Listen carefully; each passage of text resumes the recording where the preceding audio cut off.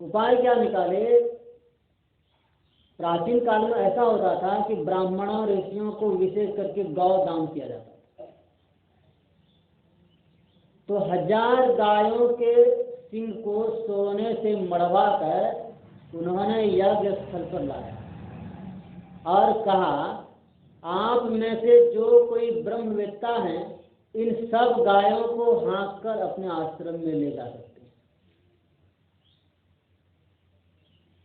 तो उतने सारे ऋषि मुनियों में किसी की भी हिम्मत नहीं हुई कि उठ करके सब गौओं को अपने आश्रम में ले जाए।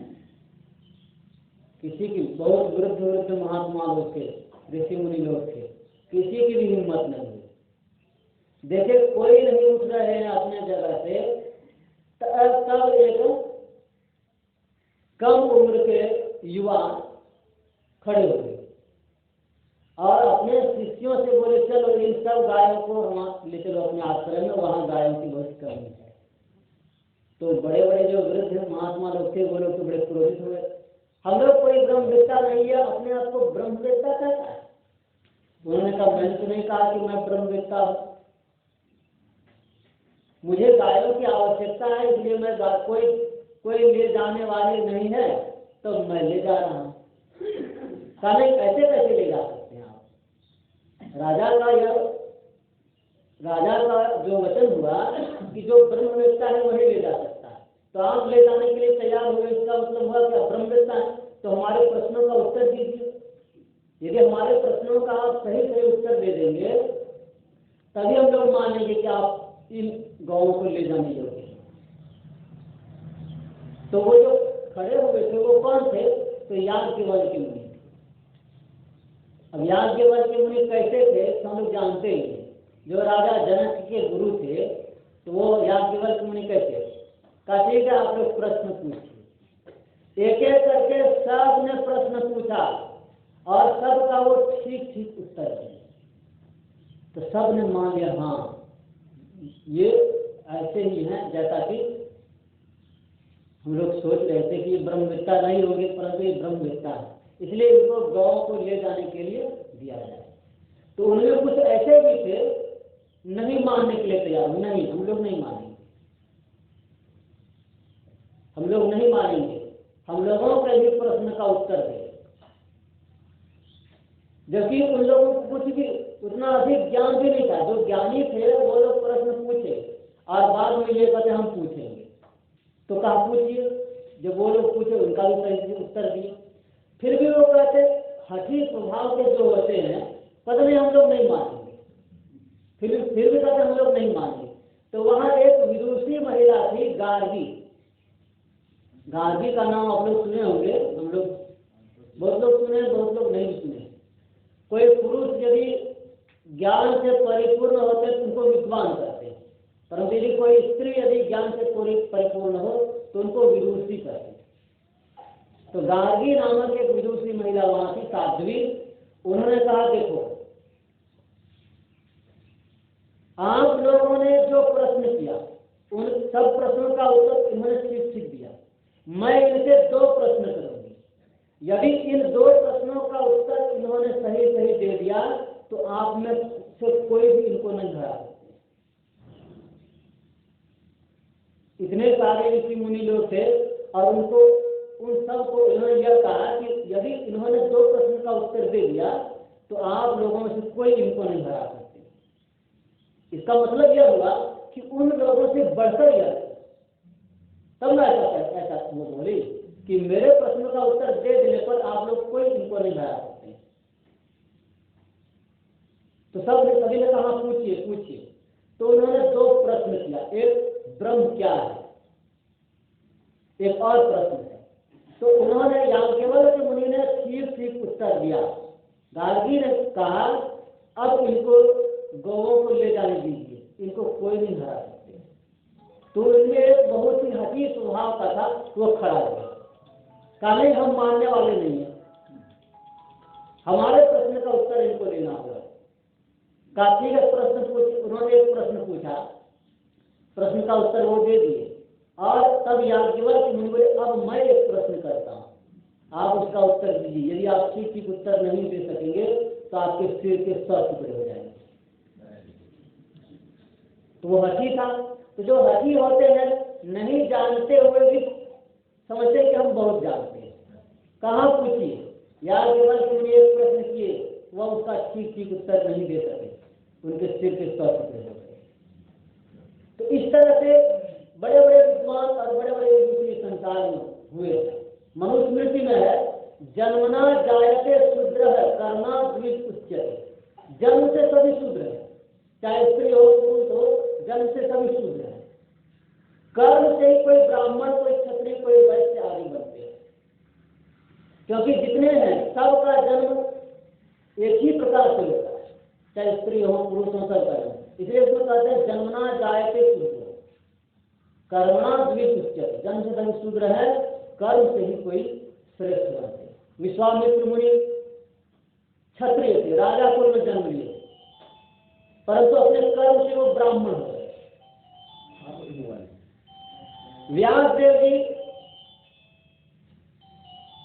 मछुआरे की मछुआरी कन्या थी मत्स्यगंधा।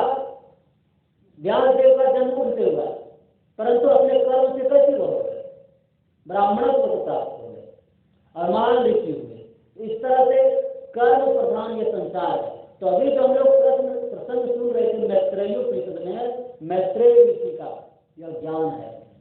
एक बार व्यास देव जी कहीं जा रहे, मैत्रेय ऋषि व्यास देव जी के शिष्य हैं। तो व्यास देव जी कहीं जा रहे थे, सभी कीड़े मकोड़े आदि सबकी भाषा जानने वाले जा रहे थे। एक गुबरैला कीड़ा बहुत ही तेजी से भागा जा रहा। तो तेजी से जो भागा रहा था, व्यास देव जी की नजर उन पर पड़ी तो वो पूछते, अरे कीड़े तुम इतनी तेजी से क्यों भाग रहे? तो वह कीड़ा कहता है कि मुझे ऐसा आभास हो रहा है कि उधर से कोई गाड़ी आ रही है, घोड़ा गाड़ी हो या बैलगाड़ी, कोई गाड़ी, और मुझे भय है कि उसके पहिए के नीचे दबकर मेरी मृत्यु न हो जाए, इसलिए मैं तेजी से भाग रहा हूँ। व्यास देव जी कहते हैं तुम एक क्षुद्र कीड़े के रूप में हो और तुमको भी मरने से भय लगता है। मनुष्य को तो लगता है ये मरने से भय, तो तुमको भी भय लगता है। मरने से भय क्यों लगता है? मनुष्य को मरने से क्यों भय लगता है? हम लोग जिस घर में रहते हैं उस घर का यदि कोना टूट जाए, कोई तोड़ दे, कोई यदि वह कोना तोड़ दे घर का, तो क्या करते हैं? उससे झगड़ा करते हैं, बहुत दुख होता है ये कोना तोड़ दिया। इसीलिए उस घर से हमारी आसक्ति है। उस घर को बेच देंगे तो खरीदने वाला उसको जेसीबी ला करके तोड़ देगा, पूरा ढहा देगा, तुमको दुख होगा? दुख नहीं होगा, क्योंकि बेच देने पर उससे हमारी आसक्ति हटेगी। इस शरीर से हमको आसक्ति है, इसलिए मरने का डर लगा रहता है। तो उस कीड़े को, ऐसा नहीं कि मनुष्य शरीरधारी जीव को ही ऐसा होता है, बल्कि जितने शरीरधारी जीव हैं सबको मरने का भय है। व्यास देव जी कहते तुम एक क्षुद्र कीड़ा हो और तुमको भी मरने का भय लगता है। उनका मरने का भय नहीं लगता। भय इस बात का है कि मरने के बाद कहीं इससे भी और नीच योनि न चला जाए। व्यास देव ने कहा अब तुम नीचे की ओर नहीं जाओगे, या मैं तुमको आशीर्वाद देता हूं, अब तुम नीचे की ओर नहीं जाओगे। यह कहकर व्यास देव जी आगे बढ़ गए। उधर से गाड़ी आई, पहिए के नीचे धर करके वो अकेला से सूर्य मर गया। फिर दूसरा जन्म हुआ, उच्च करते उच्च कुल में जन्म हुआ, मतलब उच्च योनि में, जैसे कीड़ा है। फिर और हुआ, दूसरे हुआ, इस तरह होते होते ब्राह्मण कुल में जन्म हुआ और यहाँ मैत्रेय नाम रखा गया। वही मैत्रेय ऋषि है। जहां जहां उनका जन्म हुआ वहां वहां जाकर के व्यासदेव उनको दर्शन दिए। और जब ब्राह्मण कुल में जन्म हुआ, मैत्रेय नाम रखा गया, तो मैत्रेय ऋषि व्यासदेव जी के शिष्य हुए। यही मैत्रेय ऋषि का यह प्रसंग अभी सुनते थे। हम लोग संध्या वंदन नहीं करते। संध्या वंदन नहीं करने का मतलब यह हुआ कि जो सब लोग दिखा करके करते हैं उस तरह नहीं करते। जैसे हम लोग दिखा करके तो नहीं करते संध्या वंदन, और ब्राह्मण लोग संध्या में जल लेते हैं, छिड़कते हैं, तो चोटी बांधते हैं, इस तरह से करते हैं, तो दिखा करके वो नहीं करते। इसका मतलब नहीं कि वो संध्या वंदन नहीं करते, करते तो थे, परंतु और लोगों के नजर में होता था कि ये करते ही नहीं। तो उनकी पत्नी जाती थी पानी भरने के लिए, तो सभी महिलाएं उनसे कहती थी, आपके पति कैसे ब्राह्मण हैं जो संध्या वंदन नहीं करते हैं? क्योंकि उनको तो पता नहीं था कि वो क्या करते हैं। हम लोग क्या करते हैं और लोग बहुतों को पता नहीं है, इसलिए बता चुपचाप बैठा हुआ है आंख मूंद करके। तो आंख मूंद करके क्या कर रहे हैं यह तो उनको पता नहीं है। उसी तरह मैत्रेय ऋषि क्या करते थे उनको पता नहीं था, इसलिए कहते हैं कि ये तो संध्या वंदन नहीं करते, ये कैसे ब्राह्मण, ये ब्राह्मण ही शूद्र है। तो उनकी पत्नी आकर के उनसे कहती, चुप रहते थे, कुछ नहीं बोलते थे। कई बार ऐसा हुआ कि एक दिन उनकी पत्नी खूब जो है गुस्सा करती है, सभी महिलाएं उनको कुछ से कुछ कहती है, आप क्यों नहीं संध्या वंदन करते हैं, आप कैसे ब्राह्मण हैं? तो वही कहे, तुम नहीं जानती तुम मैं क्या करता हूँ। सुनो, अब तक वो सुनाए, मृता मोहमयी माता, किसी की माता मर जाए तो शुभ अनुष्ठान कैसे करें?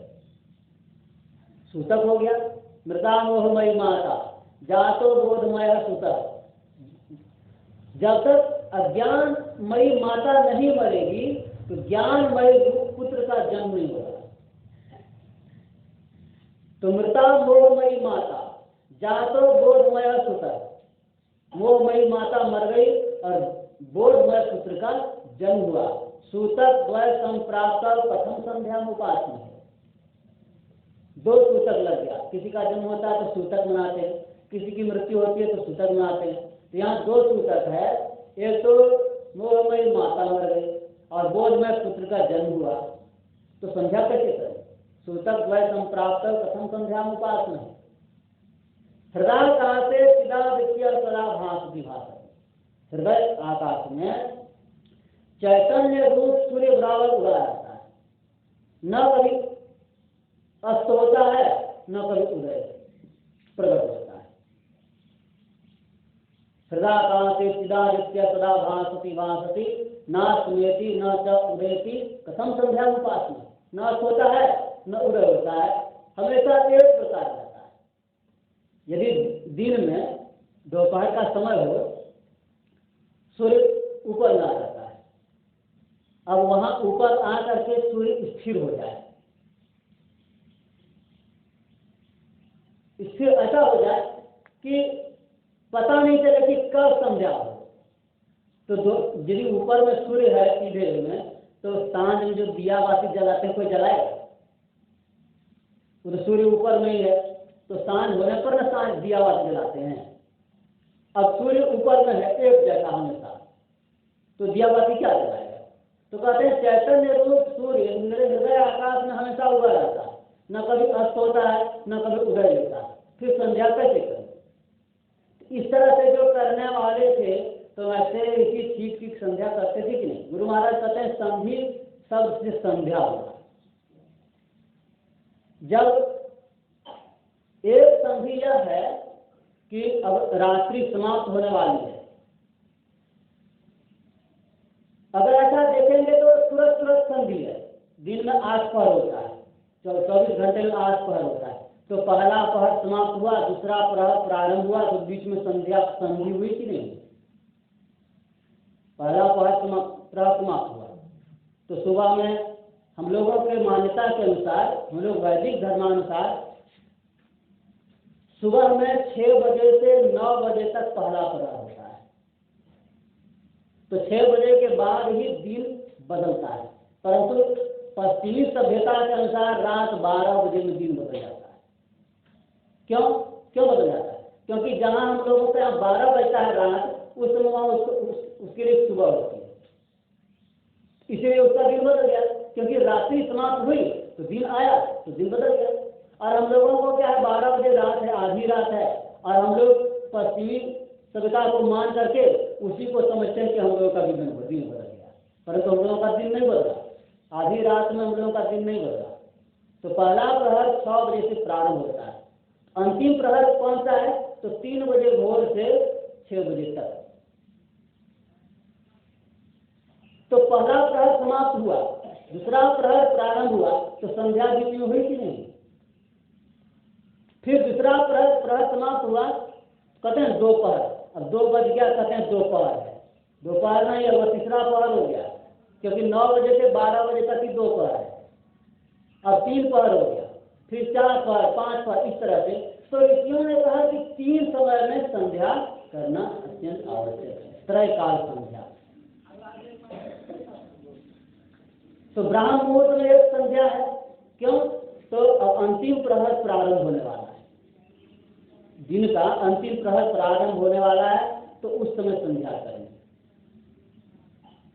दिन में स्नान किए तो ऐसा बता दिया गया, नियम बना दिया कि स्नान जब करेंगे तब संध्या करेंगे। तो दिन में एक संध्या है कि पूर्वाह्न समाप्त हुआ, अब अपराह्न प्रारंभ हुआ, फिर सायं बेला में।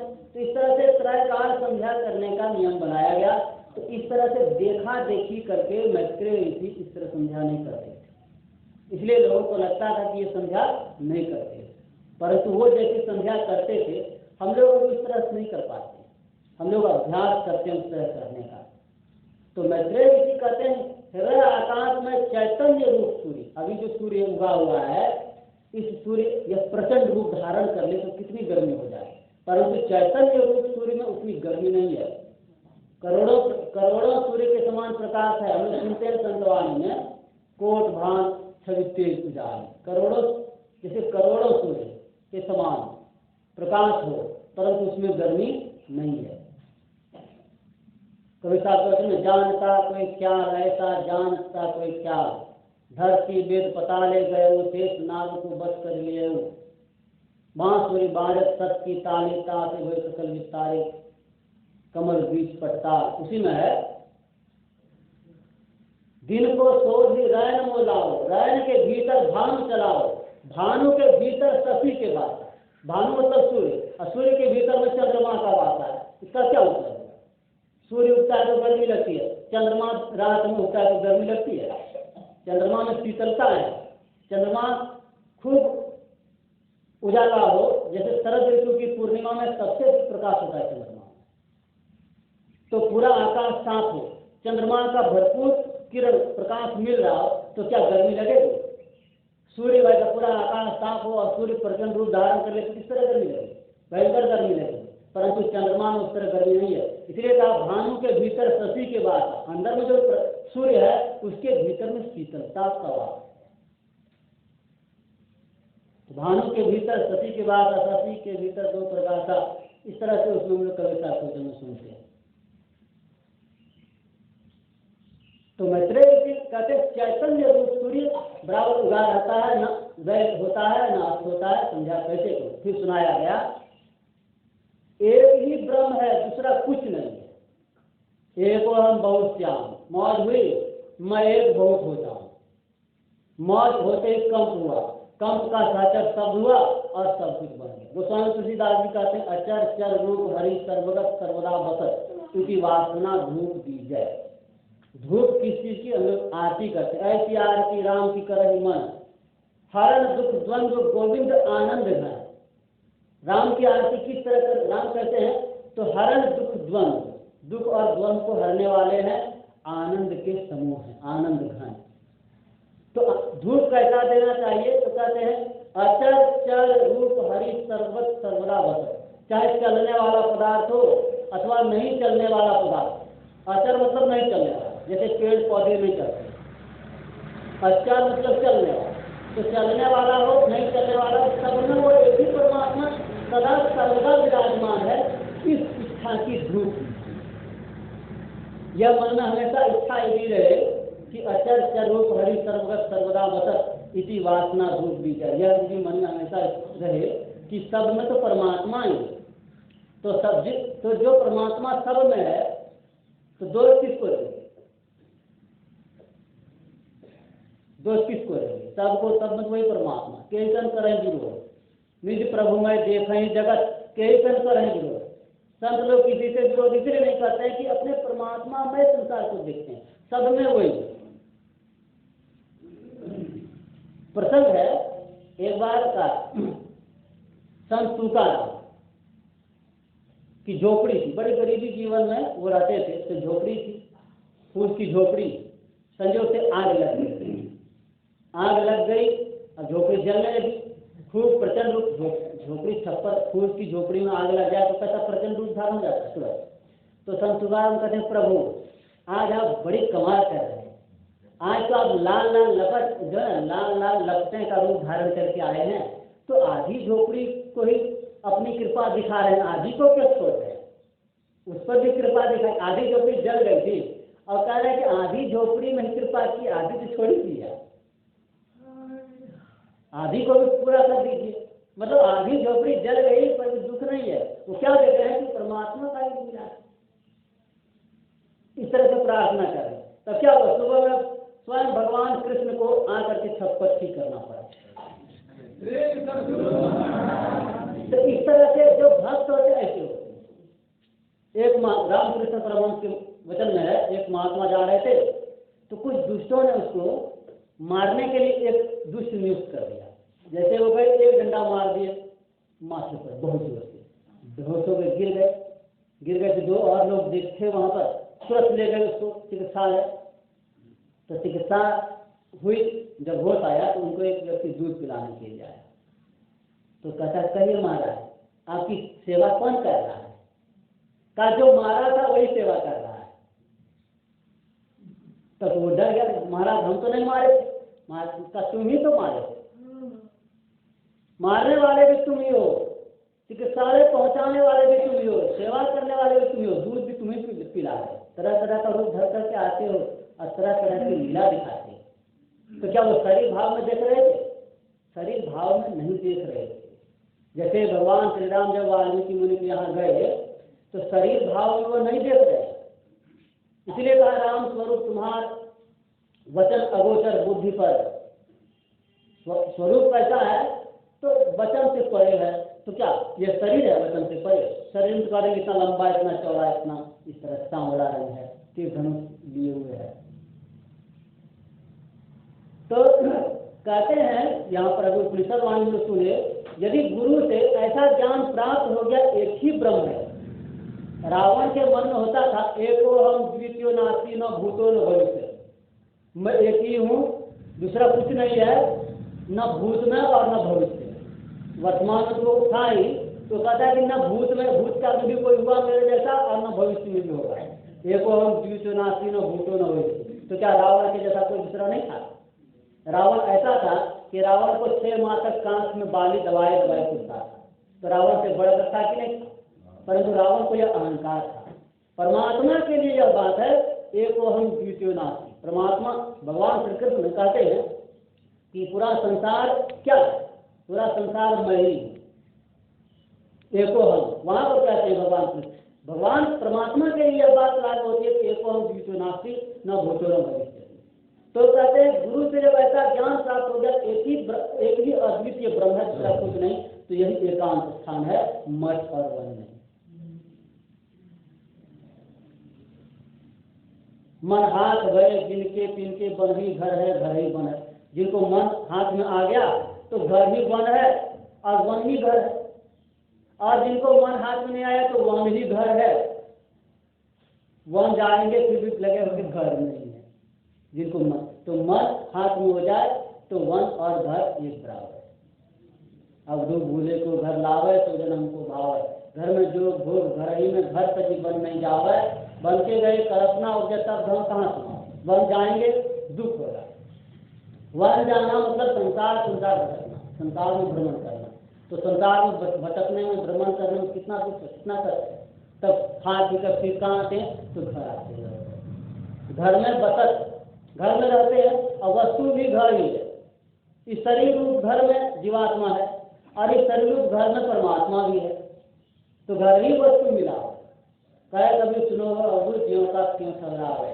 जिस तरह से जीव और परमात्मा एक जगह है वैसे वहाँ पर ठहर जाए। तो इस तरह से भूले को घर लाना हुआ। भूले मतलब यह नहीं कि संसार का भूला हुआ। संसार का भूला हुआ है जो अपने अंदर नहीं खोज करके बाहर खोजते हैं। तो इस ज्ञान को सीखने के लिए कहते हैं विश्वास प्राप्त करना चाहिए। पहले तो श्रद्धा काम करती, गुरु महाराज कहते हैं पहले श्रद्धा काम करती है। परंतु सभी श्रद्धा है तो गुरु महाराज कहते हैं केवल श्रद्धा अंधी श्रद्धा है। जहां श्रद्धा नहीं होनी चाहिए वहां भी श्रद्धा हो जाए तो कल्याण नहीं होगा। बहुत प्रकार के संसार में बहुत संप्रदाय पंथ चलते हैं। धर्म कहते हैं हम धर्म को मानते हैं परंतु कर्म कर रहे अधर्म वाला और कहते हैं धर्म और उसमें उसको पूरा विश्वास भी है तो क्या उससे उसको मुक्ति मिल जाएगी? मुक्ति उसको उससे नहीं मिलने वाली। तो जिनके मन में संशय है तो संशय किस में है? जो सही चीज है उसके लिए संशय है। सार को असार जान रहा है, असार को सार जान रहा है। भगवान बुद्ध का वचन है जो सार को असार जानता है और असार को सार जानता है वह कभी भी ज्ञान को प्राप्त नहीं कर सकता है। तो जो सार को सार और असार को असार जानता है वही ठीक ठीक ज्ञान को प्राप्त करता है। तो जिसके मन में संशय है उसको मुक्ति प्राप्त नहीं होगी। इसलिए क्या करना चाहिए? तो विश्वास प्राप्त करना चाहिए। तो पहले तो श्रद्धा काम करती है, बाद में सीखते सीखते तर्क उपजता है, तब तर्क करते हैं। तर्क क्या करते हैं?